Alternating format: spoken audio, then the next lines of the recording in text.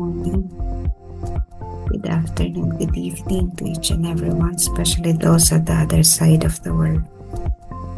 There is no time and space between us. There is only this present moment, and we are one. On diary entry number 1083, that beautiful soul who is spreading this work of divine mercy throughout the world is, by his deep humility, very pleasing to God.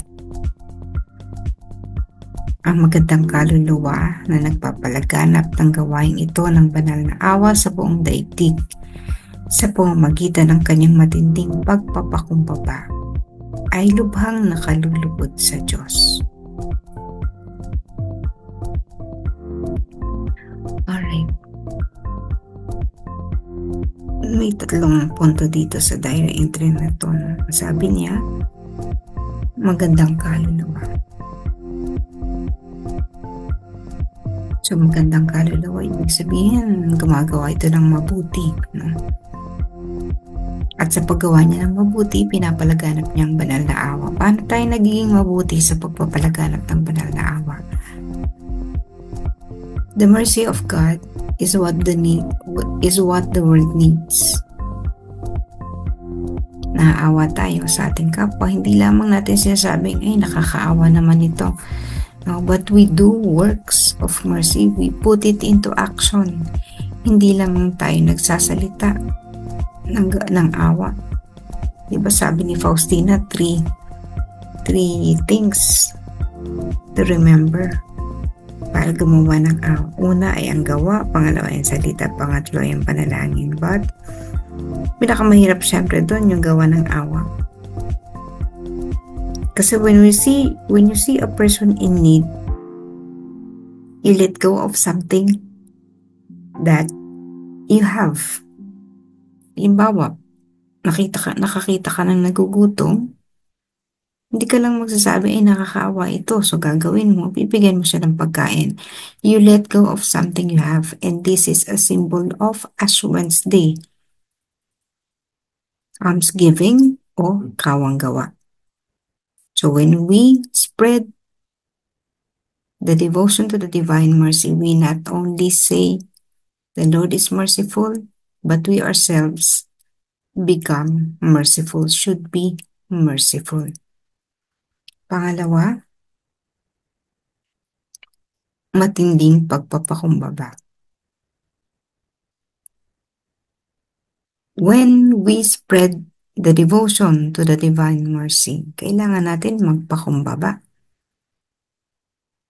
Paano ba tayo humihingi ng awa ng Diyos? We recognize we are sinners. May pagkakamali tayo.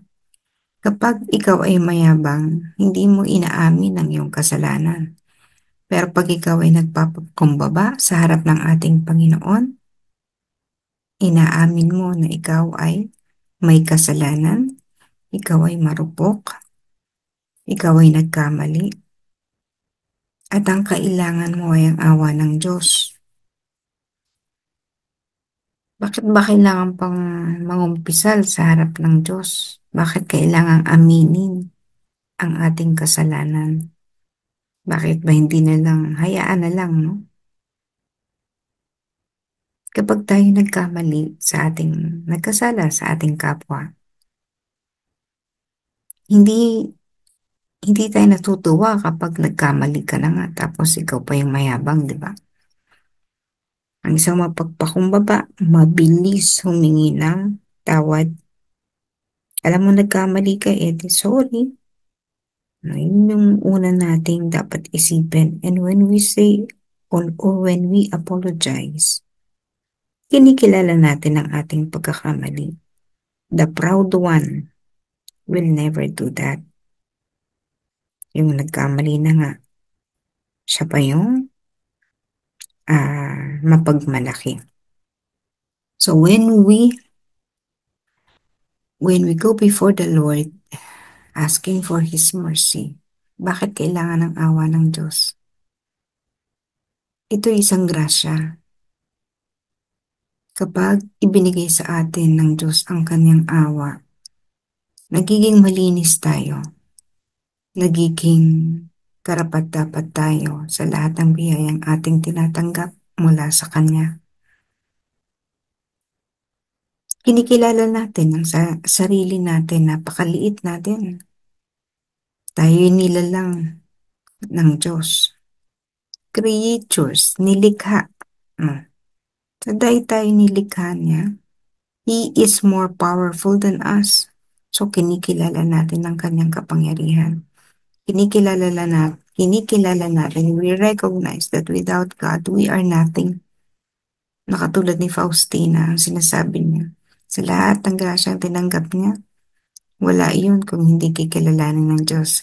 Lagi niyang kinikilala na ang lahat ng bagay na ito ay dahil sa Diyos.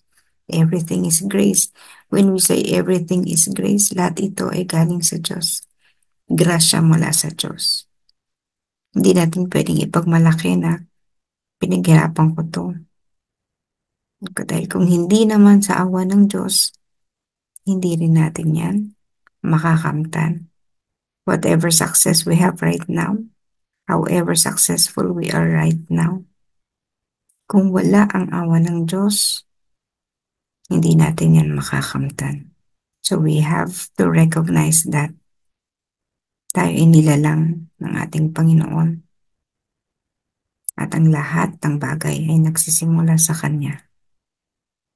And when we do this, pangatlong punto, ito ay nakalulugod sa Diyos. Kapag tayo ay gumagawa ng awa at tayo ay nagpapakumbaba, ito ay nakakalugod sa Diyos. Ano naman kung hindi malugod sa atin ang Diyos? Again, kung hindi tayo kalugod-lugod sa Diyos, saan tayo kukuha ng lahat ng pagpapala? Kahit makamtan mo ang lahat ng yaman sa mundo. Katulad ng temptation kay Jesus, ibibigay ang lahat. Pinakita sa kanya everything. Lahat yan mapapasayo.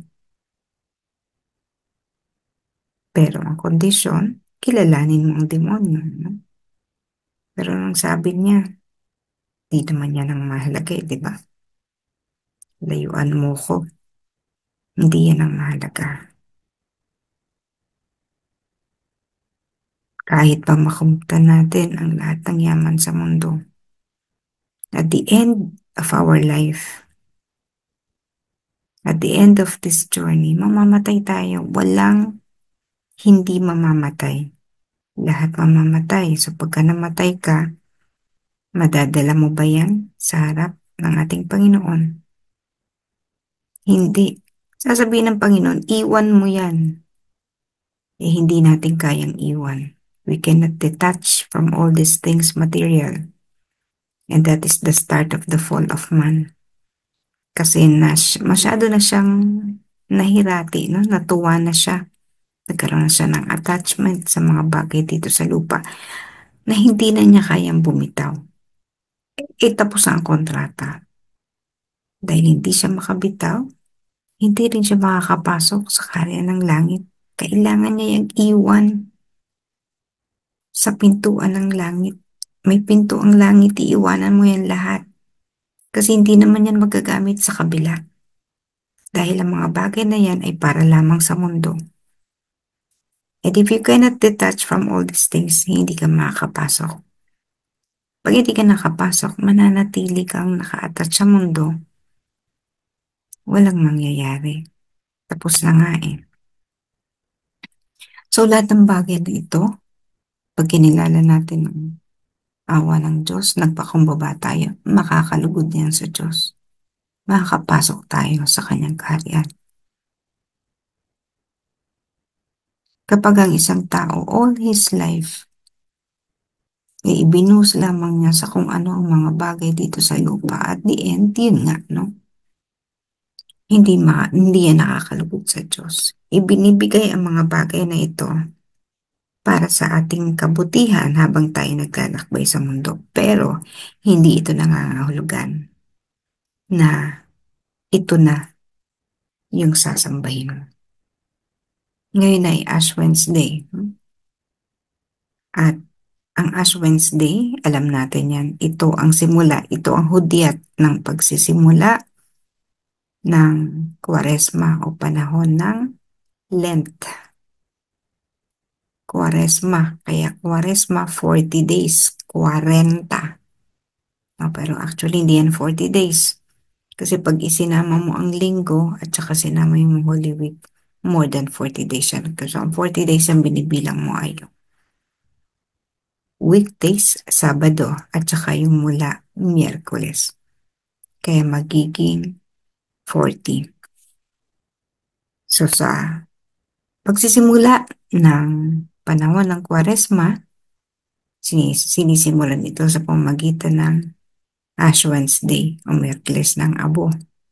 Kahapon sinunog yung mga natirang yung mga palaspas, no, na ginamit natin noong nakaraang taon during the Palm Sunday. So yun ay sariwa pa ng Palm Sunday last year. Sa loob ng isang taon, ito ay matutuyo. Kasi living thing yan eh. No, hindi pwedeng hindi matutuyo yan. Dahil yan ay dahon. Katulad din natin, sariwa. Pero sa pagkatapos ng isang siglo ng ating buhay, lifetime, mamamatay din tayo. And so, the palm, the green palm, naging brown, which symbolizes death. Natapos na. And so, makikita mo yung connection, di ba? Nagsimula yan, green siya, Palm Sunday. And then, sa pagsisimula ng Ash Wednesday, sa pagsisimula ng Kwaresma, yung ginamit mong simbolo ng Palm Sunday, yung palm, no? Yung palma, na natuyo, namatay, susunugin mo na siya. So, makikita mo yung circle, full circle. Nagsimula ng Palm Sunday, magtatapos, mamamatay, at gagawing simbolo sa pagsisimula ng panibagong panahon ng Kwaresma. And this is the first day of Lent today, Ash Wednesday. The use of ash developed over the years. Matagal na itong nagsimula, no? Siyempre, hindi yan ginamit ng panahon ni Jesus. Pero, naging tradisyon ito, yung mga tao ay naglalagay ng abo sa kanilang noo at nagsusuot ng penitential habit, no, upang tanggapin ang sakramento ng reconciliation o confession sa panahon ng Huwebes Santo, Holy Thursday. So, hindi nagsimula nung first day of Lent. Yung ashes were put on the forehead during Holy Thursday. And then, nag-develop na ito, no, so over the years. Ito ay nagko-connote din ng kamatayan. May, gaya ni sinabi ko kanina, no, ang isang green o isang berdeng halaman, palma, na sariwang-sariwa. Darating ang dulo, darating ito sa dulo, matutuyo. Papangit sa atin man, no, nagiging matanda tayo.